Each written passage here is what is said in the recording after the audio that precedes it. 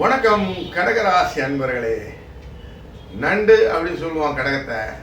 அது ஏன்னாக்க நண்டு முன்னாடி போகும், பின்னாடி போகும், சைட்லேயும் போகும், நாலா பக்கமும் போயிட்டு வரும். அதே மாதிரி உங்கள் மனசும் நாலா பக்கம் அலை வாயுதே கண்ணான்னு அலை வாங்கிட்டே இருக்கும்.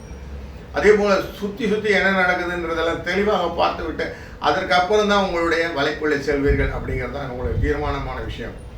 அதில் ரொம்ப தீர்க்கமாக நீங்கள் செய்யக்கூடிய காரியங்கள் முதலிலே உங்கள் குடும்பத்தில் உள்ள குழந்தைகளுடைய வாழ்க்கையினுடைய நெறிமுறைகளை அவர்களுக்கான வளத்தை இப்படி எதுவுமே நீங்கள் கரெக்டாக கால்குலேட் பண்ணுறதெல்லாம் உங்கள் குடும்ப சார்ந்தவர்களுக்கும் உங்களை சார்ந்தவர்களுக்கே மெயினாக ஃபர்ஸ்ட் ப்ரிஃபரன்ஸ் அப்படிங்கிறது தான் இருக்குது.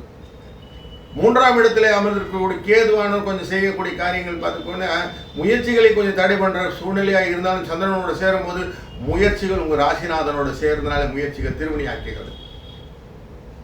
இரண்டாம் இடத்தில் இருக்கக்கூடிய சூரிய பகவான் அமர்ந்திருக்க தொழில் ஸ்தானத்தில் அமர்ந்திருக்கிறனால வேலையில் கொஞ்சம் எரிச்சல் பது எல்லாம் உண்டு. செய்யக்கூடிய காரியங்கள் கொஞ்சம் அலைச்சலும் கொடுக்கக்கூடியதாக இருக்கிறது.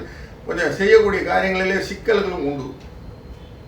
நாலாம் இடத்துக்குரியவன் அப்படின்னா நார்மலாக இந்த வண்டி வாகனம் எல்லாம் சொல்லுவோம் இல்லையா, அந்த மாதிரி விஷயங்கள் எல்லாம் சில பிரச்சனைகள் எல்லாம் ஏற்படுத்தக்கூடியதாக அமையக்கூடியதான் இந்த விஷயங்கள். அதை எல்லாமே 9ஆம் இடத்துல இருக்கக்கூடிய சுக்கிர பகவான் பார்த்து கொண்டு இருக்கிறார். அதனால தெய்வத்தை வணங்கிட்டு வண்டியில் இடங்க.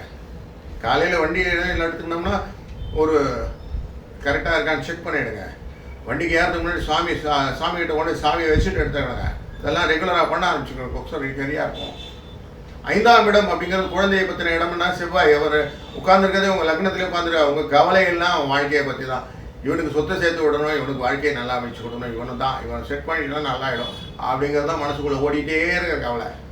அந்த கவலையினால் வரக்கூடிய பிபி டென்ஷன் எல்லாம் வந்துட்டு இருக்குது. அதனால் கொஞ்சம் நிதானிச்சுக்கோங்க. எல்லாம் நல்லதே நடக்கப்படும். முருகன் அருளால் அனைத்தும் திருவருளாக நடக்க போகிறதுன்னு வைத்துக் கொள்ளுங்கள். 6ஆம் இடம் அப்படிங்கிறது நார்மலாக கடன் வியாஜ்யம் அப்படின்லாம் சொல்லுவோம். வழக்கு இதெல்லாம் சொல்லுவோம் இல்லையா. அந்த வழக்குகளெல்லாம் வெற்றி காண்பதற்குத்தான் அமைந்திருக்கிறது உங்கள் லாபஸ்தானத்தில் உட்கார்ந்துருக்கிற குருவின் தன்மை. அதனால் குருவின் அருளாலே உங்களுக்கு வழக்குகள் எல்லாம் விலகி போய் நல்லது வாய்ப்புகளை கிடைக்கும் அப்படிங்கிறது. 7ன்னா கலத்திரஸ்தானம், 8ன்னா அதிர்ஷ்டஸ்தானம், ஆயுள் ஸ்தானம் சொல்லக்கூடியது. 9ஆம் இடத்துல பூர்வ புண்ணிய ஸ்தானத்தில் அமர்ந்திருக்கக்கூடிய சனி பகவான் உங்களுக்கு வாழ்க்கையிலே தெளிவை தருவதாக அமைகிறார்.